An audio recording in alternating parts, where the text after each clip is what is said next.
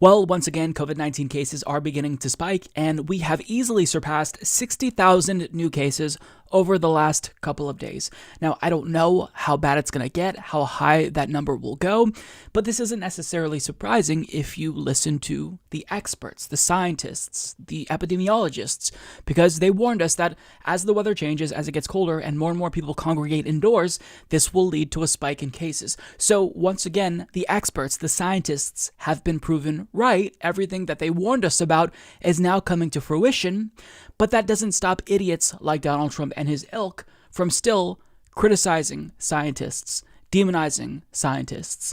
And it's honestly shocking because you'd think that if they actually had an interest in winning this election that's approaching in 2 weeks, they'd at least pretend to be grown-ups.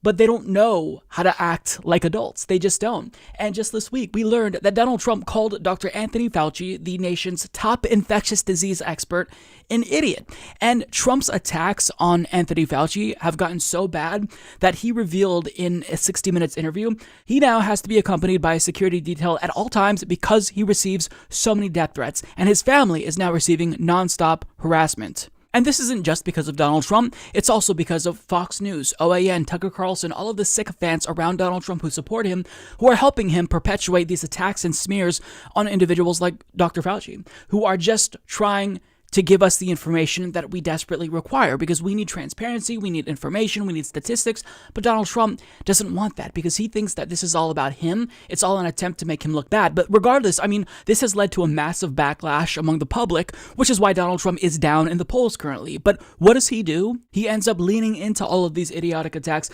Dr. Fauci more, criticizes him even more. And he doesn't know how to help himself. Again, he can't even put up this facade that he cares, that he's taking the scientists seriously. And what is he doing now? Well, at a recent rally, he decided to attack Joe Biden in a way so mind-numbingly stupid. I have no doubt in my mind this is actually going to help Joe Biden.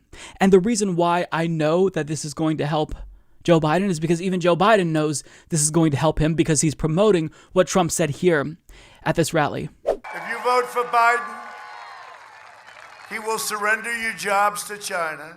He will surrender your future to the virus. He's going to lock down. This guy wants to lock down. He'll listen to the scientists. If I listened totally to the scientists, we would right now have a country that would be in a massive depression instead of we're like a rocket ship. Take a look at the numbers. And that's despite the fact that we have like 5 or 6 of these Democrats keeping their states closed because they're trying to hurt us on November 3rd. But the numbers are so good anyway. They'd be even better.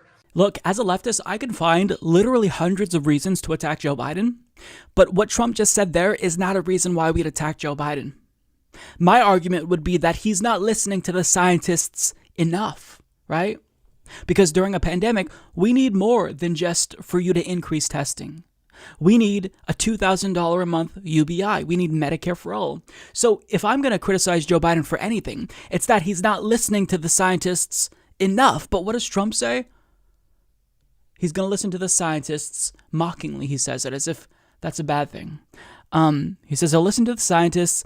If I totally listened to the scientists, we would right now have a country that would be in a massive depression instead of we're like a rocket ship. Take a look at the numbers. That's what he says. So understand there that he has no concern whatsoever for the amount of people affected with COVID-19 or the people who have died, the 218,000 family members who lost a loved one because of this pandemic.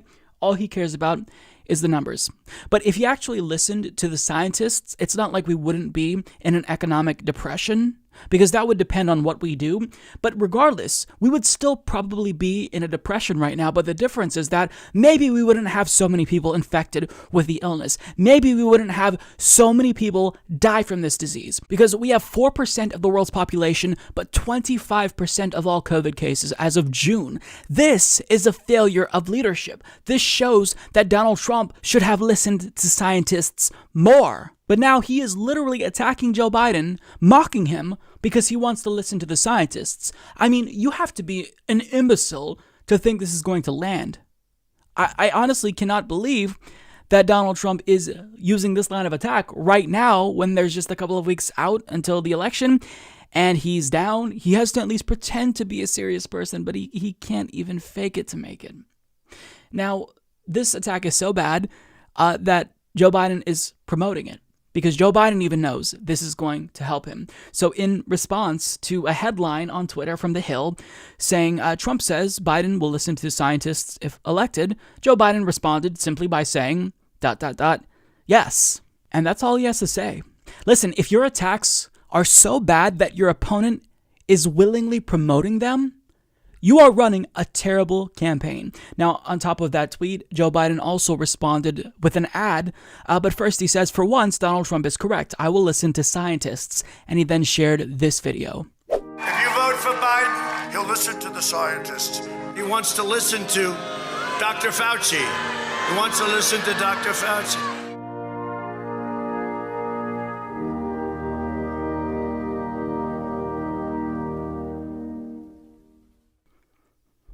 I mean, the ad writes itself. The ad writes itself. In my opinion, some of the most effective anti-Trump Joe Biden ads have been videos that they've put out where they just don't even edit Donald Trump.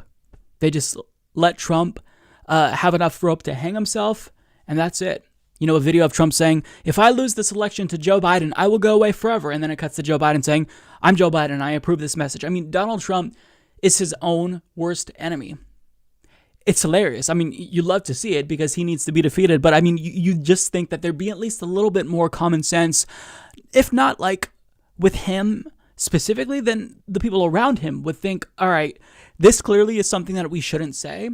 And it's that stupid because this is definitely going to play well with his cultists at his rallies. But I mean, overall, the normal, the average person who's going to be voting is not going to like what Donald Trump is saying. If Trump says Joe Biden is going to listen to the scientists more, that is going to make them like Joe Biden more. And this was confirmed in a poll from last month that the New York Times and Siena College published, where they found that, Americans, they still trust medical scientists, the CDC, and Dr. Fauci overwhelmingly. It's not even close. So 84% of Americans trust medical scientists, and that does include 75% of Republicans. 77% of Americans trust the CDC. That includes 71% of Republicans. 67% of Americans trust Dr. Fauci. That includes still a slight majority of Republicans at 51%. And only 26% of Americans trust Donald Trump when it comes to COVID-19. Now, when you compare Donald Trump and Dr. Anthony Fauci among trust within the Republican Party, you do see that most Republicans trust Trump more than Dr. Fauci, although they still do trust scientists more than Donald Trump. But Donald Trump needs independents to win who trust Dr. Fauci and scientists more than him. So, if you're looking at this at face value and you think, okay, it looks like Republicans trust Trump more than Anthony Fauci, maybe we should let him lean into these attacks, you'd be mistaken because you already have Republicans on lock. The goal is to win undecided voters. The goal is to win independents. The goal is to get some of those Obama to Trump voters to remain loyal and not flip back to the Democratic Party. That's if you're Donald Trump. But Donald Trump doesn't seem like he's playing to win, and that's good because he's got to go. But you'd think that there'd be at least a little bit more competence from the guy who actually ran a surprisingly good campaign in 2016. There were times where I questioned if he was serious about winning, but overall, he was more capable of reading the room in 2016. He knew that there was this anti-establishment populist sentiment throughout the country, and he capitalized on it. But now the mood in the country is entirely different. People are exhausted when it comes to COVID-19. And he rightfully states, that people are sick and tired of it. They have COVID-19 fatigue, but it's because we're not doing anything about it. We're all irritated that we still have to social distance and wear masks. But that doesn't mean, let's just stop doing it. That means let's get someone in there that's going to take it seriously. So look, this election is not over yet. It's not a foregone conclusion that Joe Biden is going to win. But if Donald Trump does in fact lose, this is definitely going to be part of the story. This is definitely going to be part of the reason why. Because he is so tone deaf that he can't even pretend that he's a responsible grown-up. Where you're literally making fun of your opponent because they're going to trust the scientists during a global pandemic. If you do something like that, you deserve to lose because you're that out of touch. You're that dim-witted. Girly Mike Fettuccine needs your support on Patreon. What a loser. Visit patreon.com/Humanist Report to support the low ratings Humanist Report. Sad. My views are much higher.